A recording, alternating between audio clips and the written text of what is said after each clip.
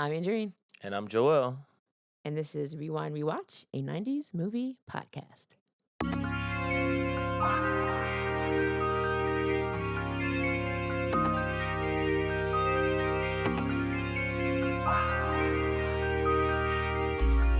Welcome back to Rewind Rewatch, where my brother and I rewatch 90s movies. We discuss how well they have aged. We try to pull out any quotes. We also will discuss themes. And then just, the actors, anything that we liked, anything that we didn't like, and of course, things that did not age well. For this episode, we are covering The Wedding Singer from 1998. This is a PG-13 film with a 1 hour and 37-minute runtime. I'm sure you were loving that. Oh, I was so excited. We know how much you dislike a movie that runs over 2 hours. Not always, but oftentimes, yes. We have one lucky listener today who requested this film. Oh. This was requested by Sonia from East Windsor, New Jersey. Shout out to Sonia. This was directed by Frank Corasi, who basically does a bunch of Adam Sandler. Mr. Corasi? No, Corasi. Coraci. Corasi. Well, it's Mr. Corasi from the summer episodes of Saved by the Bell. And I'm just going to pull out that he did The Waterboy, he did Click, and he also did Blended. And Blended also had Drew Barrymore as well as Adam Sandler. So they've had a couple of movies together. The stars, of course, Adam Sandler, who plays Robbie. Drew Barrymore, who plays Julia. Now, is this a movie that Adam Sandler wrote, or is he just in it? Did he make this movie? I'm not aware that he made this movie. Okay. I mean, so my wife has this theory because I was watching this movie and I was talking to her about how this is like a significantly different movie than Billy Madison, and the character he plays is very different than Billy Madison. And she basically says that when he's in other people's movies, he can perform well. But when he makes his own movies, they're like mad cheesy and over the top and bad. So we covered Billy Madison. Did he write that? I don't know. I just kind of assumed that he did. I don't know that he wrote any of those movies. Yeah, he did not write this one, that's for sure. And I didn't even realize that he did write movies. I thought he was just an actor. He produces though, right? He's produced quite a bit of films. Okay. I'm looking at his written things. Let's see. We have Happy Gilmore 2. We have... So maybe she meant the movies he's produced. Maybe that's what she meant. Yeah. In any event, this is a very different movie than like the slapstick Billy Madison, Happy Gilmore, Waterboy type. He did write Happy Gilmore and Billy Madison. Okay. So there you have it. So she's on the money then. Yeah. All right, so I guess we could do one sentence summary. Yeah. One sentence summary of The Wedding Singer. A down on your luck wedding singer finds that he has fallen for a colleague that is engaged to be married. Yes. That is very much the plot. So The Wedding Singer is played by Adam Sandler, of course. And we know that Adam Sandler used to always sing songs when he was on SNL. I think he's put out albums. I don't know if that's true. That Hanukkah song is fire. Yeah, I know the Hanukkah song. So this movie, he's the lead singer for a wedding band, and he basically does covers. But we see him straight off the bat in this movie, and he's like very engaging with the wedding party, with the families. He's getting people on the dance floor. He's getting people to dance. He's saying very nice things. And then Drew Barrymore, who is the colleague that he falls for, is like a waitress for this venue that throws a lot of weddings. And so I guess they're not technically colleagues because he doesn't work for the venue. But it seems like he works there a lot. Or maybe he does work for the venue. I'm not clear on that. I feel like maybe when people get married or have their bar mitzvahs, maybe it's just part of the package. It's like, well, we have the food, we also provide the music. Yeah, and then that's true. He kind of just does it that way. So this movie kind of gave me a lot of flashbacks because when I was in high school, I worked as a cater waiter for this, what was it, like a golf club or like a country club type of Mm-hmm. situation back in Eastchester, New York. So shout out to Shout out to the country club. Westchester County, uh, back in Eastchester. And I remember that we basically would have like the same type of DJ that would come to all the events. We did a number of weddings, we did bar and bat mitzvahs, sweet 16s, quinceañeras, all of that. And I remember like hearing very similar music playing at every event. And a lot of it was like either like early 80s type music, like dance music, like, oh, what a night, do. Like that. Late December back in '63. That's a bop. Bro, that song played so much. Oh, what a night. So much. That's not hard. And that's what I think about when I think about this kind of environment. You do see similar type of DJs coming and going, and it gets to the point where like I almost had it clocked. Like at this time of night, they're gonna play around this song. They're gonna play this song to get everybody on the dance floor. And so it was very nostalgic. I actually enjoyed that part of it. I was like, oh, this reminds me of being in high school and getting all those tips. Well, speaking of nostalgia, I mean, I wasn't there, but this movie takes place in 1985.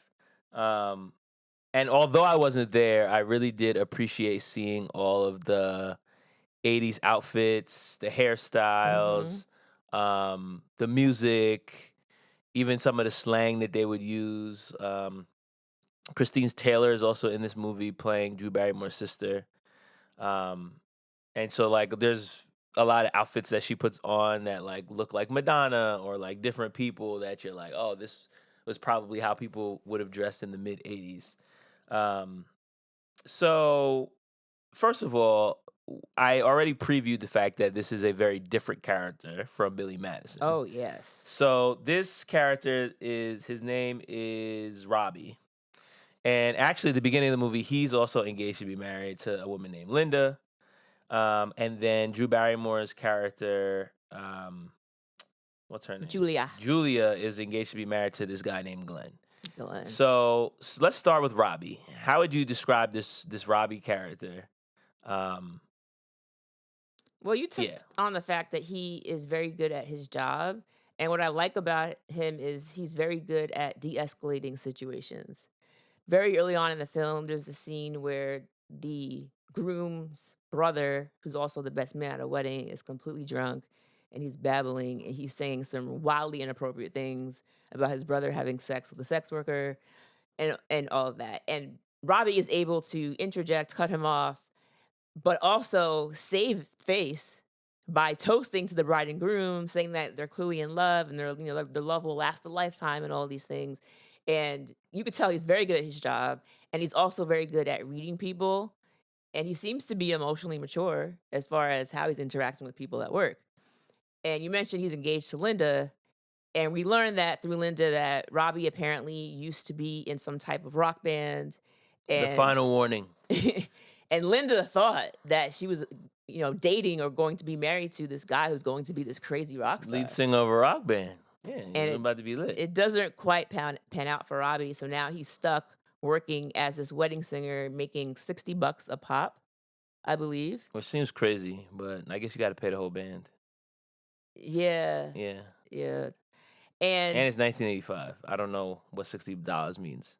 He also lives in his sister's basement. That's true. His sister is married with 2 kids, so he's not doing that well for himself if he can't even afford to pay his own rent. So he's kind of stuck at this job where, I mean, he's good at it, but it's really not enough for it to be a living wage. And he doesn't really seem to have any plans to get a different job or to move up. It's kind of like, this is what I do, and I'm okay with it. That's what I was going to say. Like, he doesn't seem bothered. But it's not like a problem where it's like, oh, man, I'm unhappy with my lot in life. It's just like, oh, like, this is fine. And I have my girl, and we about to get married, and he works with this guy who's the best man at his wedding, who's like a major creep. Is that Sammy? Yeah. I don't even remember that guy's name, but yeah. Sammy, who's like, already we meet Sammy and he's like talking about how he's gonna get in Julia's pants. Mm-hmm. And he's like, really, buddy? Like, that's what you think is about to happen? Mm-hmm. So he's just like the stereotypical, like, guy, creepy guy. Now, when Robbie is going to get married to Linda, he is stood up at the altar. Man. Which, well, I mean, granted, this is something that I feel like I've only ever heard of happening on TV. Like, I've never seen a situation like this. Usually it's a situation where the person calls the wedding off. Yeah. And then it's like, yeah, we're not having this wedding anymore. Tell your family. And then you got to go tell your family to cancel their plans, their travel plans. Like that, it's still messy. You've already put down payments. You got to backtrack. So it's still messy, but it's like everybody's here. Like everybody shows up. Like he's waiting. She still hasn't come. And I'm wondering, like, what would be your reaction?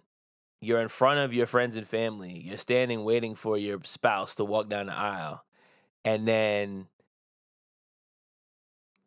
I come out and I'm like, yo, I just spoke to him. He's not coming.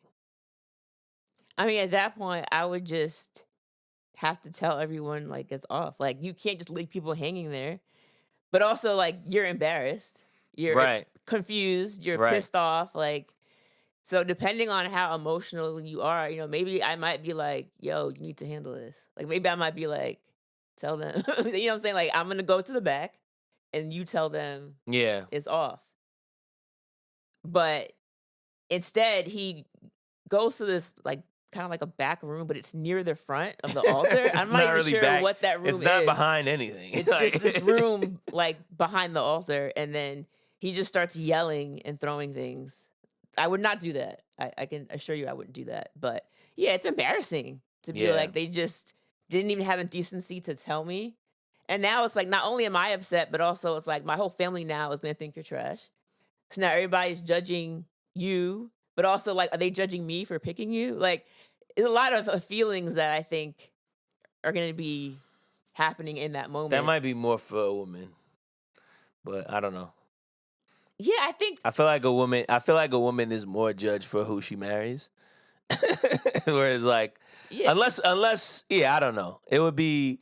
I don't know if it would be the same thing for me if I'm thinking like, oh, people are judging me because my wife didn't show up or my fiance. I'd be like, oh, they're all judging her. Now, I don't know how we could ever get back together. Well, that's what I'm saying, because now it's going to be like, oh, you're going to go back with him after that? Yeah. But you're right, because I mean, the phrase is, whose man's is this? Yeah. Like, not whose girl is this? Whose lady is this? No, it's whose man's is this? Whose woman's is this?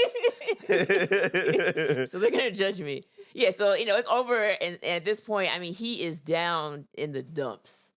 As anyone would be. Bigly. Somebody kill me, please! On my knees! Pretty, please! Kill me! I want to die! You know, he's down in his sister's basement. He's not talking about it. He's not eating. He's just upset. And then Linda has the audacity to show up at his sister's house the next day. She's like, yo, my bad. My bad about the whole wedding thing. My bad about the whole standing up at the altar thing. And then not talking to me for a whole day. Nah, yeah. That's wild. And then she just shows up like, yeah, you know, I started thinking about it. And her whole thing was like, I thought I was going to marry a guy who's a, you know, lead in a rock band. That didn't happen. And she also says to him that she feels like he just wants to get married. Like his idea of like wanting to get married and have a family really had nothing to do with her. It was just like getting married.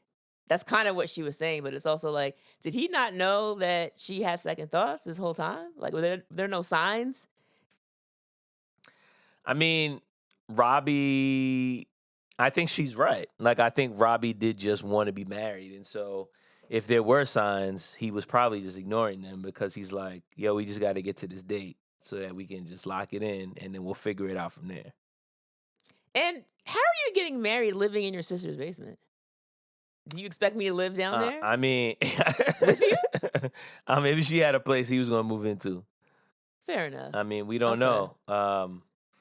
But after he finally does move on, she comes back and tries to patch it up. Yeah, nah. So nah, obviously, nah. she's like comes to terms with the fact that like, yo, he's never gonna be the lead singer of a famous rock band, but he's a good guy and he loves me. And she kind of says like something along the lines of like, whatever you're doing now is good enough for me. And he's like, what? Yeah, she said I could learn to live with the fact that you're just a wedding singer. Yeah. Like, that's not gonna impress me to get back with you. And and he's like, what? Like, I don't want you to just deal with me. I want you to actually be. I should actually be who you want. Exactly. And so like that is like a running theme in the story. However, I don't know. I can see both sides of it. Like on the one hand, he's right. Like the romantic thing to do is to be with someone who does all the things, right? I guess what I'm saying is if he's happy as a wedding singer and you're saying like, I'm giving up on this whole idea of you being a rock star and you're happy doing this and I still want to be with you anyway. Like, I don't know. It obviously didn't sound very romantic the way that she said it, but I didn't think what she was saying was all that bad. She's basically saying like, I love you enough to deal with the fact that you're not going to be the person I thought you were. And I'm willing to commit to you anyway. And he seemed pretty offended by that, which is like, but you actually aren't doing anything with your life. So like, why? I don't understand why he was upset. Yeah. Like he literally goes to a bank and begs for them to give him a job specifically so he can impress Julia. But it's like, bro, that like didn't make sense. You actually have no skills. You have no resume. You've done nothing but sing at weddings and bar mitzvahs. And then it's like, yo, and now, despite the fact, right, that he was happy just doing that, after he falls for Julia, that's when he's like, oh, she wants somebody with money, so let me just go do this. It wasn't out of a sense of self-ambition. Exactly. It was just so that he could impress a girl. So then it's like, all right, well now your ex is coming back and saying, I actually don't care about any of that. I'll be with you anyway. And he's like, nah, that's not good enough. Like, that actually is kind of crazy. So you didn't like when he kind of told Julia to kick rocks? I kind of got it. Not Julia, sorry, Linda. Yeah, I kind of got it, but it like to me it doesn't add up because it's like, bro, like this is who you are, and she's saying she'll live with it, and meanwhile, you're trying to change who you are to be with somebody else. Yeah. So you're not keeping the same energy here. Yeah. Fair enough. All right, so since we keep talking about Julia, we got to talk about her situation with her fiance. When we meet her, she's new, working as a waitress at this location, and she's talking about how It's like an event venue. Yeah, she's been engaged to this man for 2 years. He has not set a date. He does not seem to be interested in setting a date, as far as she's concerned, and it does bother her. She talks about it a lot with what is her name, Holly, and when you're listening to what's going on, you're just like, at least I was kind of like, oh, well, if it's been over 2 years and clearly you want to get married, I'm sure he knows what you want. And the fact that he's not pushing for a date is troublesome. Eventually he does show up and he's like, yeah, you know what? I bought us tickets to go to Vegas. Let's just get married there. Yo, that was crazy. That was crazy. He's like, yo, you want to get married? Let's elope. And you know your girlfriend. Sorry, you know your fiance. 2 years.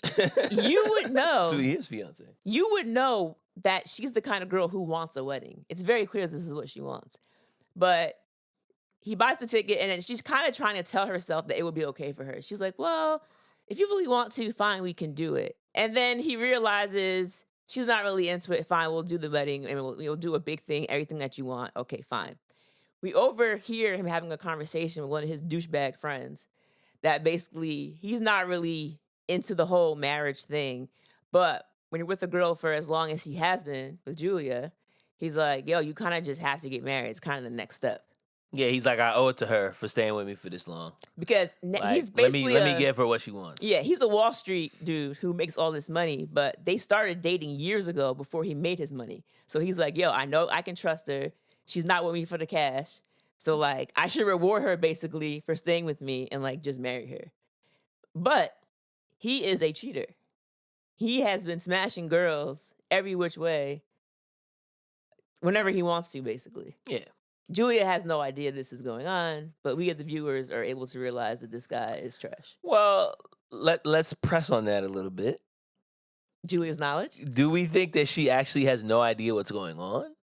Because, yeah, listen, there's no indication in the film that she's aware that he's stepping out on her.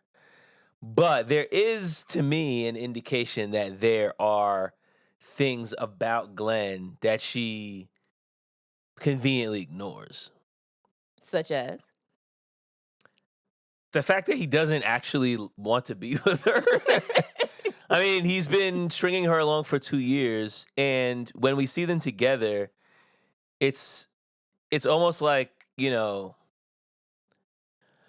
it's almost like a dad taking their kid out to some place that he doesn't want to be at. But it's like, all right, I'm just going to do this because my kid wants to, you know, go watch this K-pop band. So I'm going to take them to the concert. But it's like, I don't want to actually watch this K-pop concert, man. I'm just doing this for my kid because I love them. But it's like, that's how it feels when Glenn is just hanging out with her. Like, he doesn't seem to be enjoying himself. It's just like, he's just doing this for her so that he can say that they spent time together and then he can just go do what he wants. But it's like, if you've been together with this man for this long and you've been engaged to this man for 2 years, first of all, that's on alone is an indication that he doesn't really want to be with you like that. But his whole stance and demeanor whenever they interacted, it was very much like, okay, babe, I'm doing you a favor. But it wasn't like, oh yeah, I love this man. So yeah, or I love this woman rather. So I feel like she was conveniently ignoring the signs. So I have two things to say to that.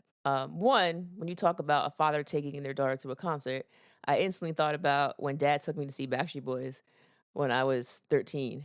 Yeah, and he literally sat down with earplugs in, and I remember when they were singing Backstreet's Back. There's a part where Nick Carter sings like, "Am I sexual?" And I'm like, "Yeah!" And Dad's just sitting there looking at me like, "This is ridiculous." I'm 13 yelling like, "Yes, am I sexual?" And Dad's just like, "This is ridiculous." So I thought about that. And then secondly, as far as how Glenn acts when he's around her, they would be out at a lounge or wherever, and he's actively looking at other women. Like, women are bending over, and he's like craning his neck to see. And I'm like, Julia, he's sitting right next to you. Do you not see him gawking this is what I'm at saying, this woman? dog. This is what I'm saying. It's like, come on, like, I feel like she understands what's going on here. But she's also, we later find out in the film, getting major pressure from mom to go through with it because Glenn is young, he's attractive, he has money, he's gonna be able to give you a secure life. And mom mom also doesn't have any clue about the cheating, but again, she may have learned to ignore signs from her mom because her mom is not talking to her about being in love with Glenn and building a relationship with Glenn. Her mom is talking to her about how Glenn is good on paper, basically. It's security. Yeah. She's trying to make sure her daughter is set up for life. So she's like, what are we even talking about? He's good looking. He's a good guy. Like, okay, what's the problem? I mean, and I also am wondering about that because I think that is like a question in the background of this movie. I wouldn't even say the background. It's pretty prominent. Like, the whole idea of, like, she has convinced herself that she really loves this guy, but it seems pretty obvious to the viewer that she doesn't really. He doesn't really seem to want to be with her, but it's fine. Like, it's not like he hates her, but it's just like, I don't really care either way. We could get married or not. And we get the pressure from the mom. We talked about when Robbie goes and tries to get a job so that he can impress her because he thinks that she's only going to want someone with money. Which to me is also like, well, why do you want to be with somebody who only wants to be with a man who has money? Like, Yeah, that's also I weird. didn't really care for that part of it. Like why he was chasing after her after he thought that she wanted Glenn for his money. But for some reason, when I think about Julia's relationship with Glenn, it very much reads like a girl that's been with the same guy since like high school. Yeah. Like it's very much just like, well, he was my first love, and I always imagined that we would grow old together. As a matter of fact, when I believe she's at the anniversary party for one of Robbie's his voice lesson student, the older woman. Robbie was giving this old lady voice lessons, and so Yeah. she ends up having the anniversary. Meatballs lady. Yeah, anniversary party with her husband, and Julia is there, and she says something, or she remembers something about like growing old with someone, and she says, "I could see myself growing old with Glenn. He would be a good-looking older man." And it's like that's not what that phrase is supposed to mean No. at all. No. So it's always been about like his outward appearance, his money, not like, oh, I could see myself growing old together because we'll be together for 50 years. It just seemed like a very juvenile way of thinking about a relationship. And so that's why for me, I just figured, okay, they must have been dating for a while. It felt like her first boyfriend, and she's just kind of clinging to the hope that they'll be together forever. Yeah, that's possible. Why do you think Robbie falls in love with Julia?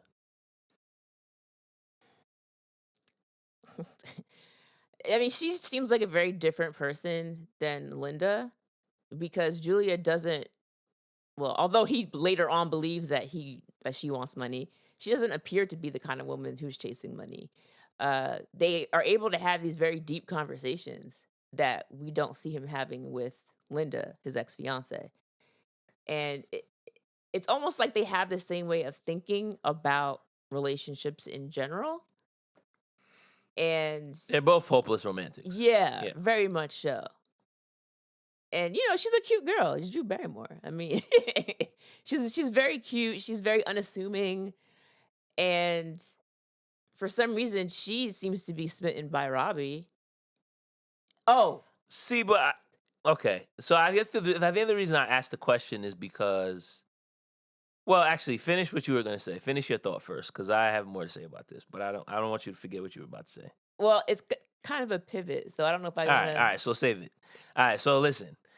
The reason I asked the question is because I feel like I can understand why she's attracted to Robbie more than I can understand why he's attracted to her. Like, Robbie is someone who's very giving. Like, there's a boy at a wedding that ends up getting drunk and he like helps him out. Like, you don't know these people. You're just doing a gig. This is not a wedding of family friends or anything like that. But he seems to be like a very caring person. And to your point, he's able to empathize in a way that allows him to like connect with different types of people. So I feel like even like when, there's the kid that's feeling bad because the popular girl won't dance with him. Oh yeah. And then he like does this whole thing where he like gathers all the boys together at this bar mitzvah and says like, oh, Linda is this beautiful girl that works here. She can pick Julie. anybody to dance with. And of course she picks the kid who's kind of an outcast. And so like he does these things, which I think endears Linda to him, Julia to him, but I didn't get the same sense going the other way of like, is it just because she's new and she's cute? Because that doesn't feel like enough to be like, I'm going to change my life and I'm going to get on a plane and chase after this woman to make like, it was a lot of that he was doing and be basically like, yo, this is the woman that I love. But like, why? You are right, because when I think about how Julia fell for him, a big part of it was she was trying to plan the wedding, and he ends up helping her. That's right. Because he's from that town, he knows everybody. I mean, he's able to get her discounts at the photography place, and everybody knows Robbie because, of course, he's a wedding singer. He's in that business, and he's able to assist. And it's during that time when he's helping her that she ends up liking him more and more. Seeing him interact with the lady who's paying him with meatballs. So he's not even getting paid for his services, and he's just a generally good guy, right. quote unquote. He's a good man, Savannah. I feel like when we start to see, I guess, the spark between them is when Julie is having a conversation with Holly, and Holly is basically saying, well, This like, is her sister. she's like, oh, how are you gonna kiss for the wedding? And Oh my and God. she's like, I knew you were gonna have a reaction. Nah, we got to talk about this You're gonna scene. have a This scene reaction. was crazy. And so she's like, oh, well, I want to make sure that, like, you know, it's respectful. It's going to be like in a church. So I want, like, you know, like a church kiss, you know, not like a porno kiss. Like, Nah, she was like, are you going to have tongue? Are you going to have tongue? She's like, yeah, I'm going to have tongue. She's like, oh, like a porno? She's like, no, not porno tongue, church tongue. Church tongue. He's like, what's church tongue? So she's like, yeah, you know. So she's like, well, I don't know what that means. You got to show me. And she's like, show me. Now, Robbie ends up being there. I guess he was helping with something related to the wedding. And she was like, oh, just show me on Robbie, which no one's going to do this in real life. I'm not just going to kiss this man to show you how I'm going to kiss my husband at my wedding. It makes no sense. Also, my sister is asking me to kiss this other man a week before my wedding, which is weird. And as I'm watching the film, I'm like, oh, why would her sister do this unless her sister just wanted her to kiss Robbie as some backhanded way of getting her to realize that she liked him more than Glenn. And so I'm like, oh, maybe her sister is putting this together as a plot to break her and Glenn up because her sister doesn't like Glenn. But no, that's not what's happening at all, because directly after that happens, she's like, wow, you kissing Robbie was so hot. I think I'm going to ask him out. It's like, wait, what? You know what I keep thinking about? What? That soft kiss from the other day. It looked really nice. Oh, yeah. Did it feel good? I don't know. I don't remember. Could I refresh your memory? You asked your engaged sister to kiss this man, and in the midst of watching her kiss him, you're like, yeah, I think I want to date him now. That was very bizarre. That was the very worst bizarre. written part of this entire movie to me. It didn't make any sense at all, and the whole way that they try to explain it away was like, oh yeah, Holly's easy and she hooks up with guys all the time, but it's like, but that doesn't make sense, because why would she ask her sister to kiss this man? That was all very unclear to me. Because you're right. I did think it was like a setup to be like, see, you like him. But it was like she didn't realize that there were feelings there until almost the end of the movie. No, And she I was had no like, idea. You just didn't realize what was happening there? She was like, wow, how was the kiss? It looked really hot. Do you think I should go out with him now? It's What? it's like, why would that be the conclusion that you got from watching your sister kiss a guy? I don't know why that happened, but somehow it does. So now they end up going on this double date, and this is when Holly is on a date with Robbie, and then Julia is there with Glenn, and the girls get up and go to the bathroom. Julia is completely wasted, and this is when Robbie ends up seeing that Glenn is... Yeah, but that's the other thing. It's like, why is Julia getting so wasted? She gets drunk easily. She said before in the movie, like, one drink takes her out. Okay, so that's she true. could have only had a drink, and she's just like, she's a lightweight. So they go into the restroom, and you're right. During the date, it's very obvious that Julia is uncomfortable with Holly making moves on Robbie or flirting with Robbie. It's very obvious to us that she's embarrassed. Glenn couldn't care less. It's not obvious to Glenn because he's paying her no attention. Yeah. He's looking at other hotties in the club. And so after they leave, Robbie's like, all right, I'm going to like, he can see what's going on. And he basically questions Glenn like, oh, yeah, you know, I wish I could get girls like that. And Glenn's like, huh, I could. And he's like, no way. Like, maybe when you were younger, you could. And he was like, nah, talk about last week. And he was like, what? Like her? He was like, hotter. Hotter. Always hotter. That's always the answer. A guy like Glenn? Who among us has not met a man like Glenn? A guy like Glenn is always going to say the girls he gets with is hotter. Yeah. Of course. Hotter and younger, Of I course. believe is what he said. Hotter and younger. That is what he said. Which also can be very cringe depending on how old you are, bro. Hotter and younger. 1985, baby. And so Robbie's like prodding to see, what what he's talking about right now. He's like, oh, well, but not anymore, right? Because like you're about to get married. And he's like, no, like why? Like, why should that matter? And he's like, oh, by the way, I work in the city.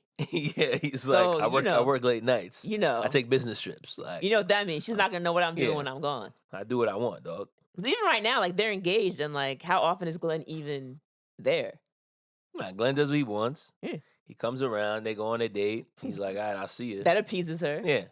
And then that's it. Yeah, that is going to be their marriage.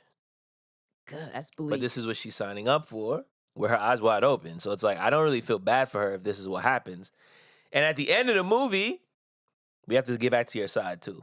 But at the end of the movie, when there's this misconnect where she tries to go to tell her true feelings to Robbie, but he's not there. And then Robbie goes to tell his true feelings to Julia, but he thinks that she's actually happy about Glenn, so he doesn't tell her.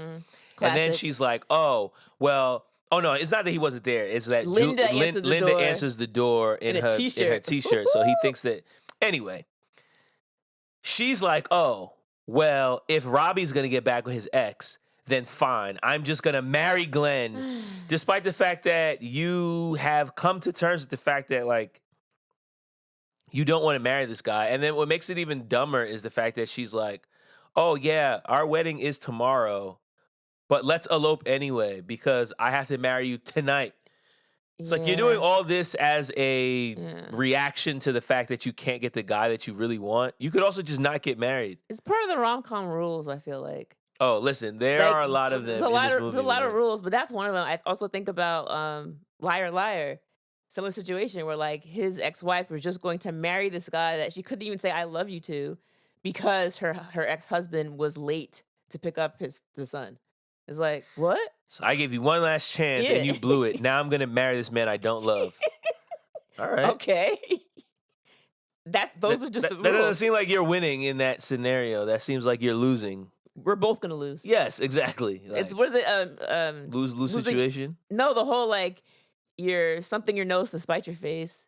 Cutting off your nose to spite your face or something. That's a weird phrase. But that's kind of what that is. And that's what happens here at this point. She's like, you know what? Let's just go ahead and get married tomorrow.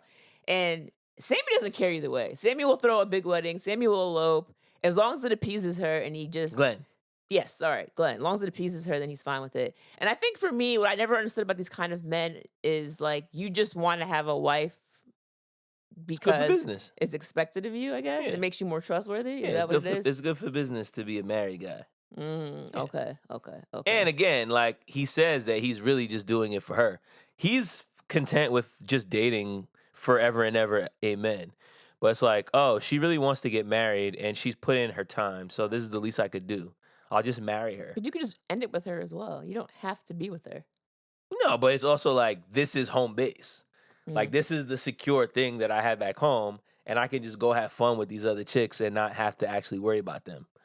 There's no drama. Yeah. There's low maintenance. Yeah. No, yeah. It definitely still makes sense for him to marry her. He's going to be coming out on top in this situation. She's going to be the one miserable all the time because she actually cares. Dang. Even when we see Glenn out on his bachelor party, which again in these movies is always like the day before the wedding. It's like nobody does that. Nobody has a bachelor party. This only happens in movies, like freaking, Hangover. The Hangover, right? It's like, oh yeah, let's go on a bender and we're getting married tomorrow at 10:30 a.m. It's like that doesn't make any sense at all. But anyway, he's going out and Robbie runs into him and he's just like hanging out with his friends and all these smoking hot chicks who are all hanging all over him. And like laughing about the fact that his fiance doesn't know that he's with them. Yeah. It's like, what? I don't know. Who are these women? What's their story? But yeah, Glenn is just kind of like the stereotypical Wall Street douchebag. And dresses like one too. He just looked like Miami Vice or like... He did have a Miami Vice outfit on at the party. Yeah, that was funny. But yeah, so then it's like, I feel like they're both not keeping it consistent. It's like he's doing one thing that's the opposite of what he wants from his ex. And then Julia's turning her back on the good guy because she thinks he got back with his ex, and so she's like, I'm just gonna marry this other guy and just, I guess, make my mom happy. But like, Yeah. I don't but know. you were also seconds away from calling off the wedding Mm-hmm. because if Robbie answered the door, she would have not got married. You're right. So, okay. It's a movie, man. All right. So, but no, you're aside. You never said you're aside. Man, okay, we were talking about See, this is why I was going to let you. we did the aside. That was the kiss, right? The makeout. The church. Oh, that's the church, what you were going to say? church Okay, kiss. yeah. The church kiss. But I mean, as far as Was that? I don't know if that was a church kiss. I mean, it's a kiss you would have in a church at your wedding. yeah, I guess if that's what that means. it was, But yeah, it was. I feel like nice a enough. wedding kiss is a wedding kiss. A little bit shorter than that. Do you? Yeah, like, are you gonna like? Oh, I'm getting married on a beach, so I'm going to really go for it. It's like it's still a wedding, dog. Yeah, like you're not. yeah. It's not. It shouldn't be a porno tongue at any point. You should never have porno tongue at your wedding. I don't care where you're getting married. Yeah. So Robbie is talented musically. He starts writing music, and there's a song that he was kind of working on Yes. that he started to make, and Julia's able to hear part of this, and this is where she's just like enamored with him. Like, he's so talented. He has this very insightful, romantic side to him that Glenn does not have. And Julia almost starts crying when she hears him making this song. And so when she goes to tell him that she loves him, she apparently was going to gift him, it looked like some sheet music, but like with his name on it. Yeah. And eventually later on, Pretty cool. yeah, this is a nice gift for him. And she storms off because he tells her off saying like, oh, I know you're only marrying Glenn because he has money. And he basically just like calls her a gold digger without saying those particular words. And then she gets mad like, oh yeah, I came over to give you this, throws it and walks away. And then this is when he sees what the gift was. And now he feels like trash because it's like, oh my God, like she brought this gift for me and blah, blah, blah. I need to make it up to her. Anyway, Joel mentions he goes up getting on a plane to And it's like, bro, to go to Vegas. And it's like he has to borrow his man's credit card to even get the ticket because he has no cash. It's like, bro, you're getting on a plane to chase a woman. Like, what? The whole thing is bizarre. Not to mention, this is a 90s film based in the 80s. Right. Ain't no cell phones.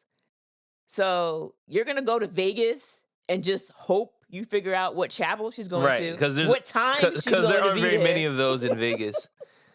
There's no way of knowing. There's only one or two chapels. I'm sure he'll find her easily. It's insane.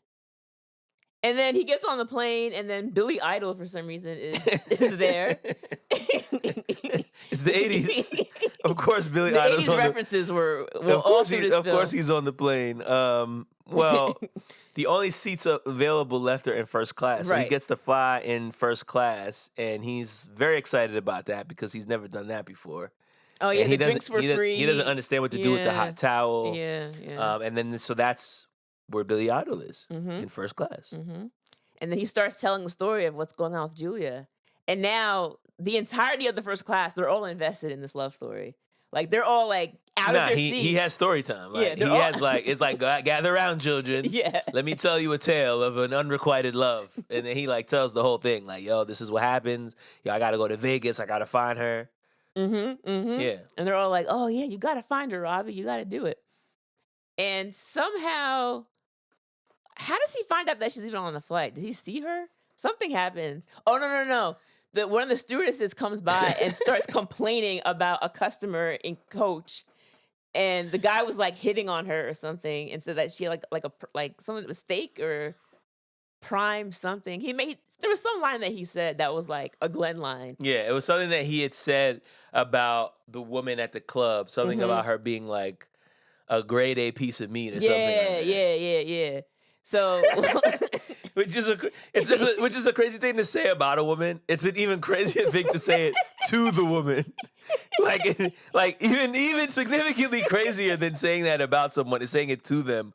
Like, hey babe, you're a grade A piece of meat. Who has that ever worked on? I mean, apparently it worked on Linda. I don't know. Or Julia rather. and he says it while his fiance's in the bathroom. Nah, it's crazy. It's like he's so just then trash. it's like, oh, so you're gonna wait until she's not looking so that you can like get this girl's number, Yeah, what's the plan? and then you're gonna like sneak away from your new wife after you get married. So that like, what is the plan? But this guy's he's a reckless beast because we see him walking the streets of their hometown with other women draped all over him. Yeah. So he's not worried about even being spotted and it getting back to Julia. Like he's not worried about any of this. It's just like, yeah, she's a dummy. She's gonna deal with it. And he's probably right. She probably would. Yeah. Sad. So now Robbie knows that he's on the flight, and it's like, yo, I gotta tell her that I love her. This is it. And he has his guitar. Oh no, Billy Idol's on the plane. So I guess Billy Idol has his guitar, and he lends it to this stranger. And then the stewardess is like, yeah, Glenn's a jerk. I'll allow you to take the intercom. And he gets to make an announcement. Billy Idol basically says like, it's a very special song from someone in the first class to a lovely lady in coach. And then at this moment, Robbie gets on the intercom, the phone in the back in the plane, and starts drumming. And he sings the Hanukkah song. He sings the song that he had started writing before. And Julia instantly hears the voice and knows that it's him and knows the song, obviously. She starts crying. Glenn is asleep next to her. Doesn't hear what's going on. Glenn was killing me, dog, because this part was mad funny because they get on the plane and she's like, yo, like, I never seen Vegas lights from a plane before. Can I get the window seat? He's like, yeah, I understand, but like, I can't be in the aisle because then, the drink cart always bumps me in the elbow. So, when we get close to Vegas, I'll just let you can lean over. He's like, you can lean over me. You can look out the window that way. She's like, okay.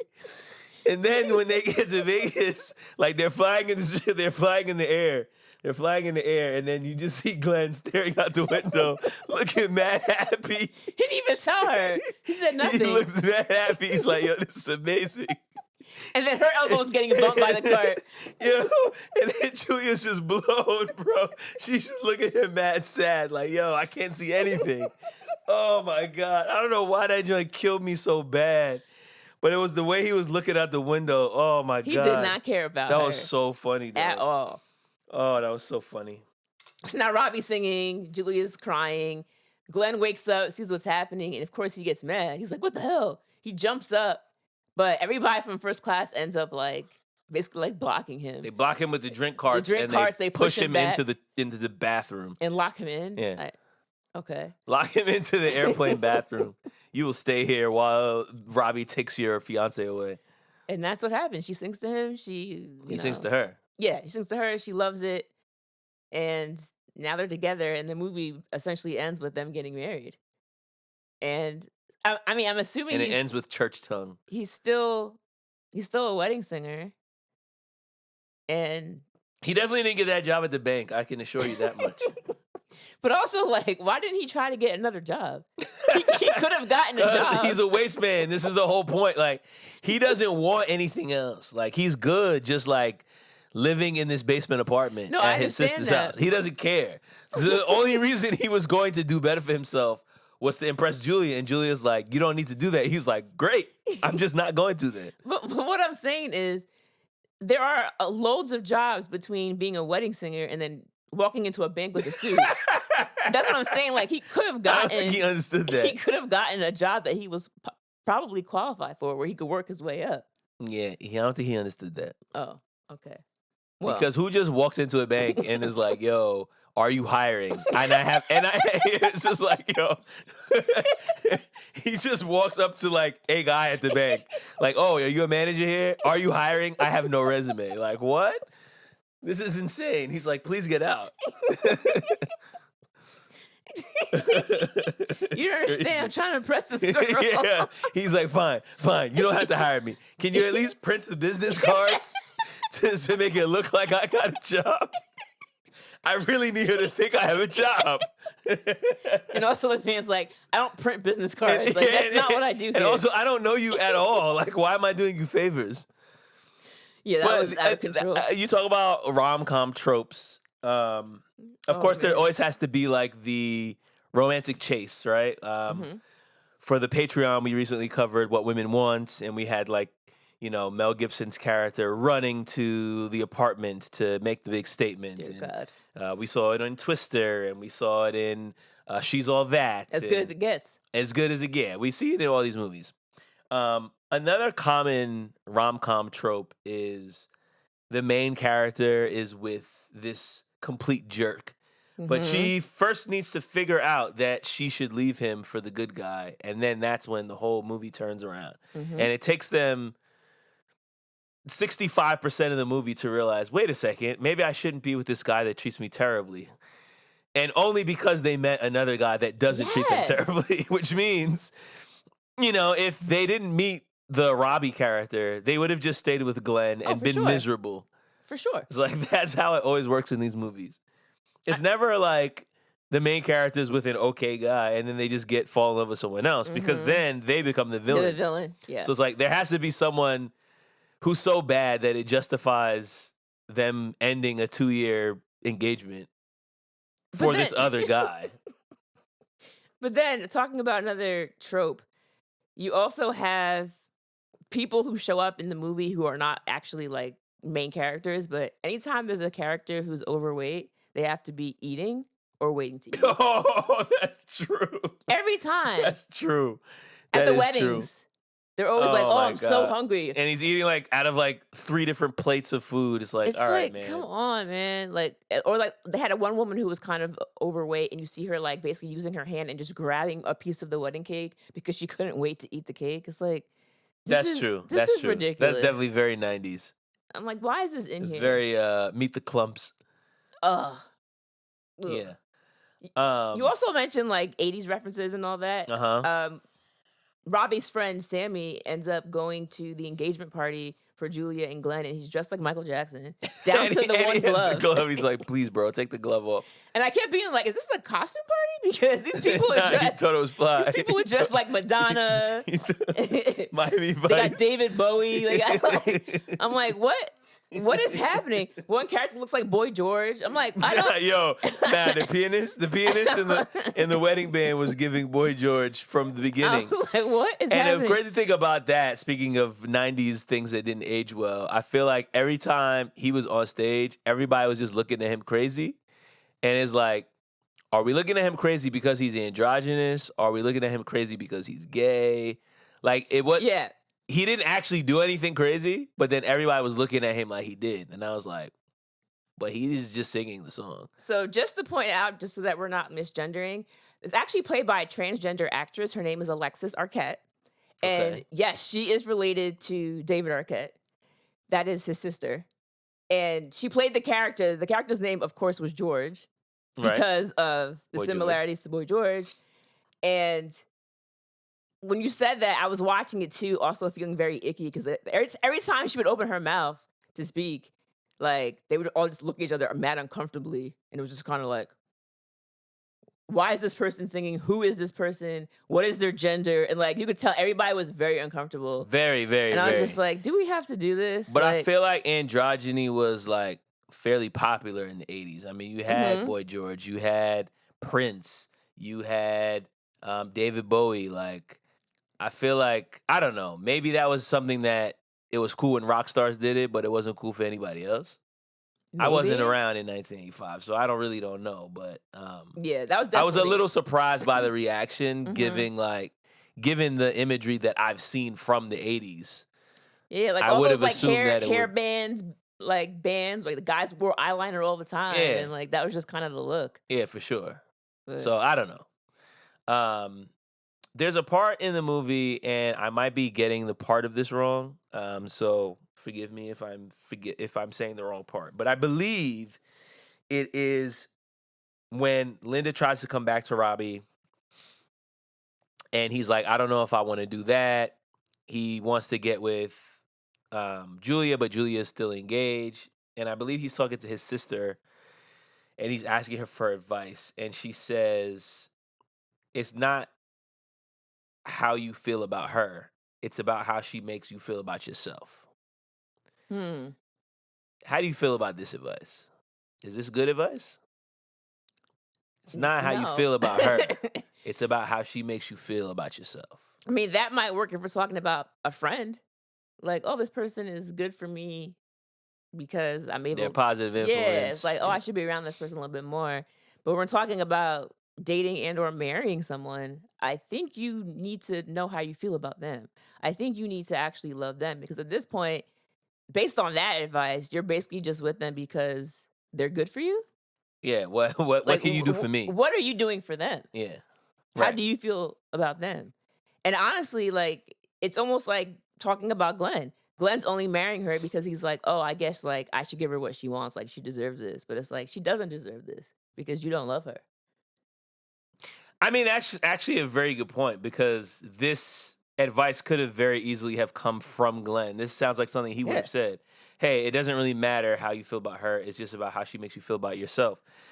We could argue that that's probably why he's with Julia. She makes him feel good about himself, even though he doesn't really like her. Mm-hmm. And people do it every day. All right, because when I was watching the movie and I like made note of that quote because I was like, wait a second, this doesn't sound like good advice. I was like, wait, why is this in the movie?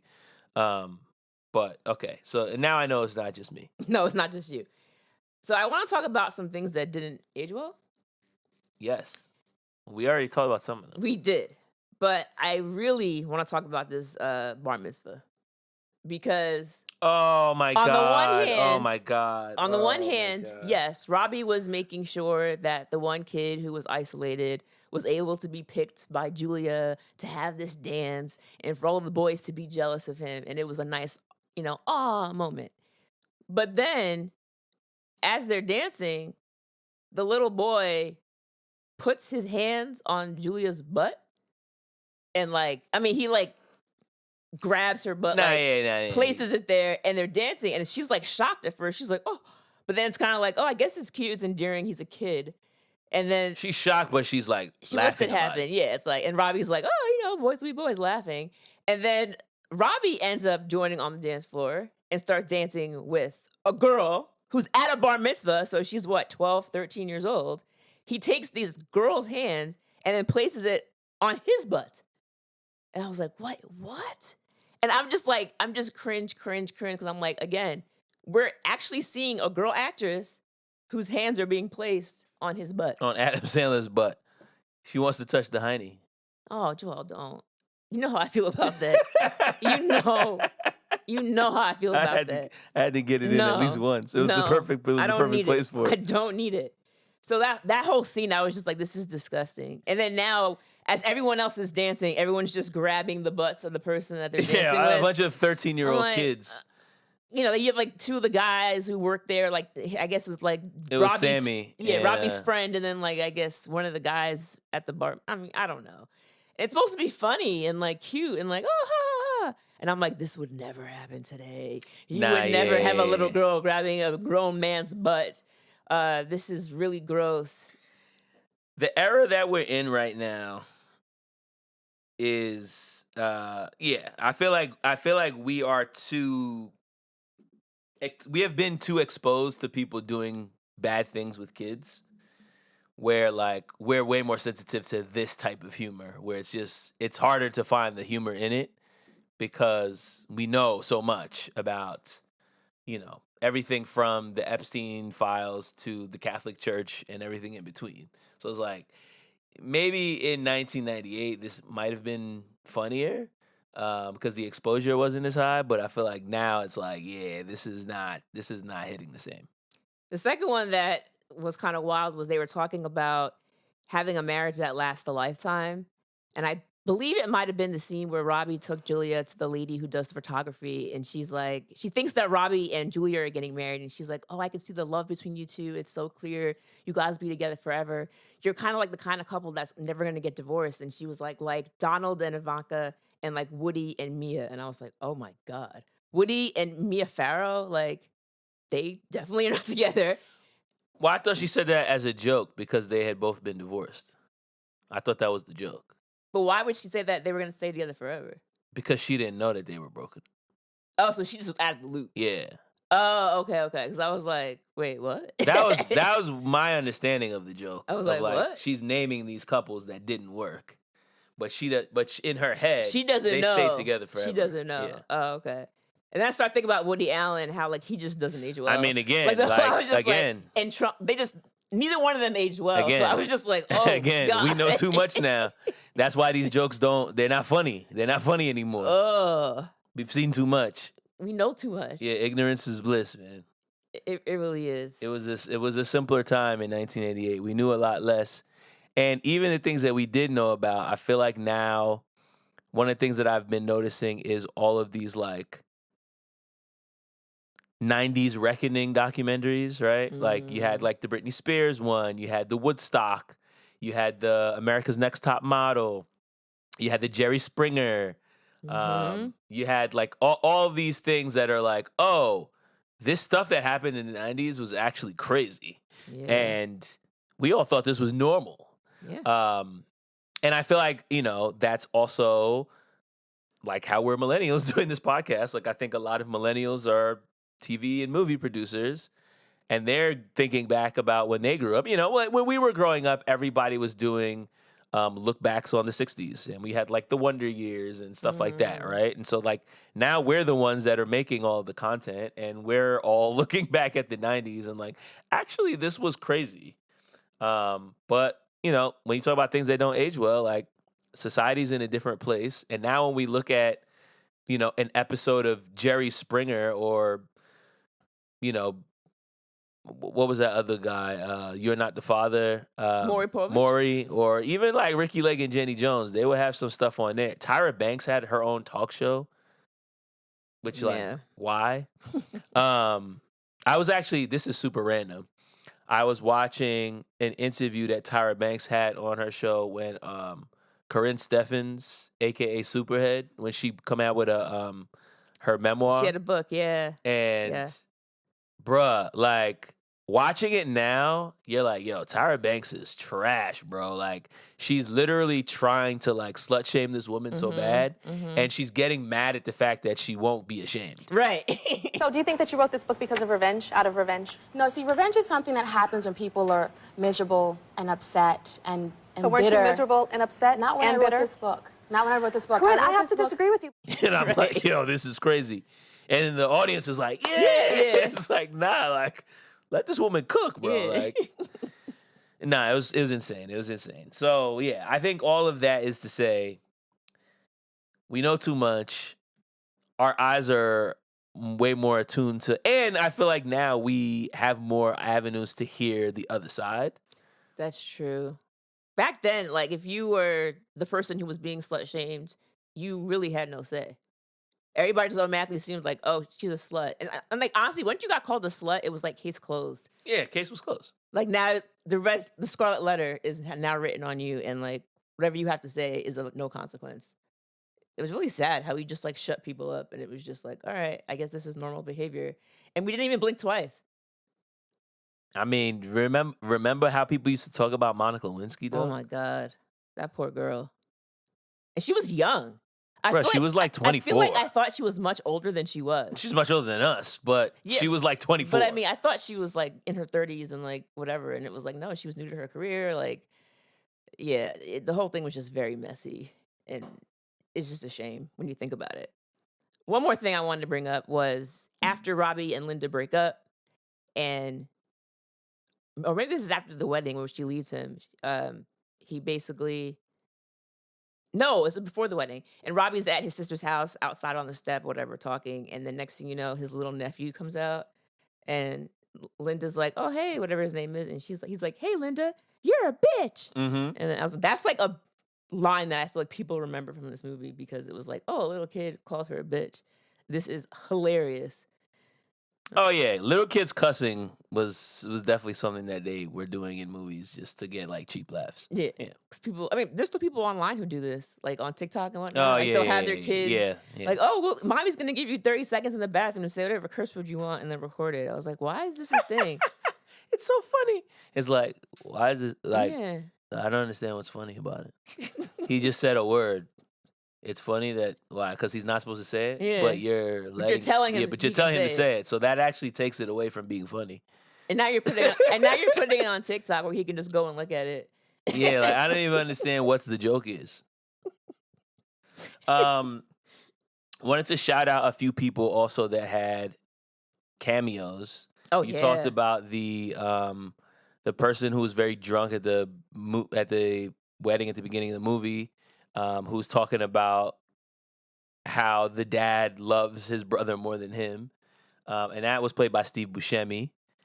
There was the guy who worked in the bank when Robbie tries to get a job, and the guy in the bank was played by Kevin Nealon. And then, of course, the legend John Lovitz is playing the new wedding singer after Robbie is left at the altar. He's too depressed to play weddings. And so now there's an opening for all of the weddings, and John Lovitz takes over as the head singer. He's only in like a scene or two, but he's very funny and a good cameo. Absolutely. Well, speaking of, we got And of course, Billy Idol. yeah.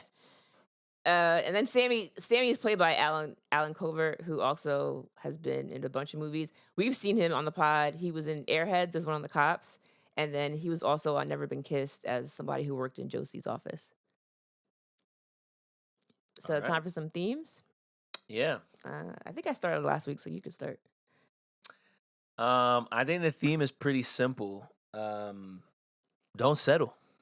Never stop, never settle. But yeah, like I feel like all of the relationships in this movie, whether it was Robbie and Linda, Julia and Glenn, everybody seemed to kind of just be willing to get along for the sake of being able to just get married. Robbie and Julia's love story doesn't really make a ton of sense to me either. At the end of the movie, after he has this big romantic gesture on the plane and they lock her fiance in the lavatory, she's like, "Oh, Robbie, I'm so in love with you." And I'm like, you're literally on a plane taking a flight to go marry another man. Like, I don't really understand what's happening here. But in any event, I think that's the big thing. And the theme, I think, really comes home when it comes to the whole idea of the conversation that she has with her mother. Like, that scene for me was like big on, yo, am I just doing this thing because I'm pressured to kind of just, this is the direction I need to do with my life? Mm-hmm. But I'm not really actually happy. And I don't think it was until the weekend before her wedding that she even realized and had the conversation in her own head to be like, actually, I don't think I love this man. Sad. Like, she was just going along with it because, like, well, we've been together, so this is just what it is.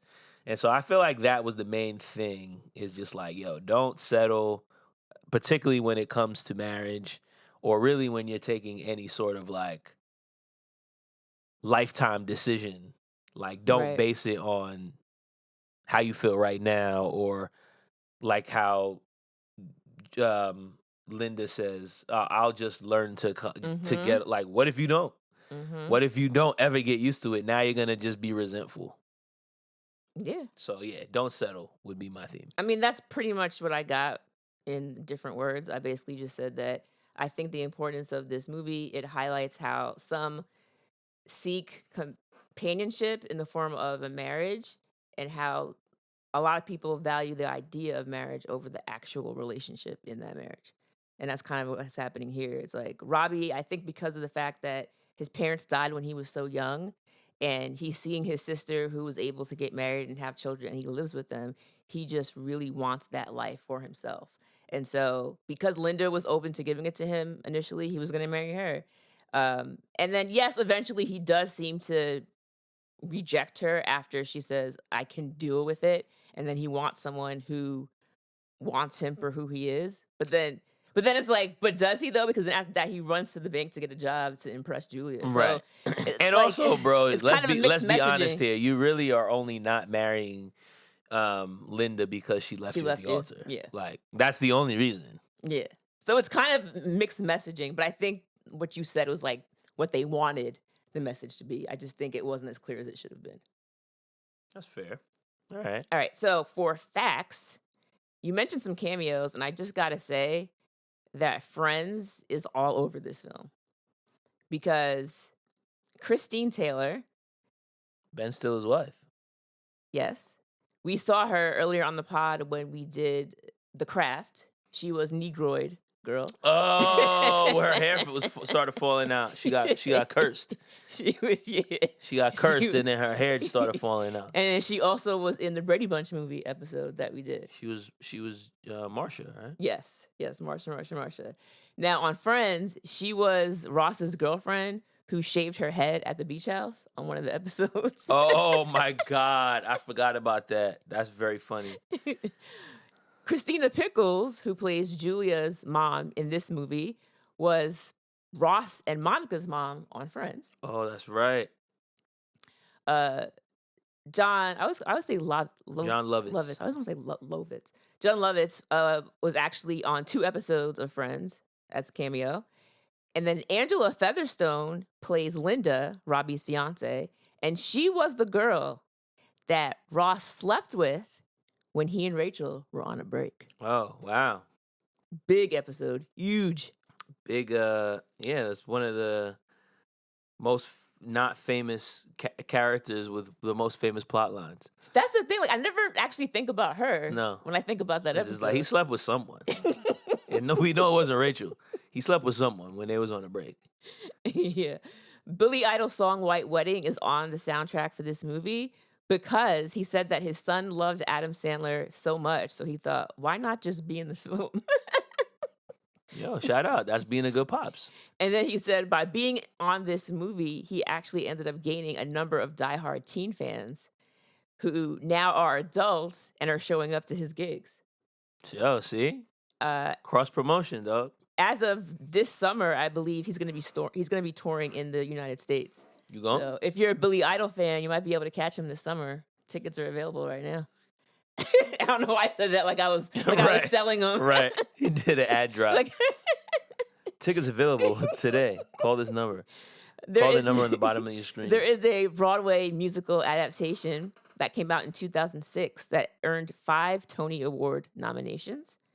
And the Broadway play went on to tour nationally. It went to London, Abu Dhabi, the Philippines, and eventually Australia.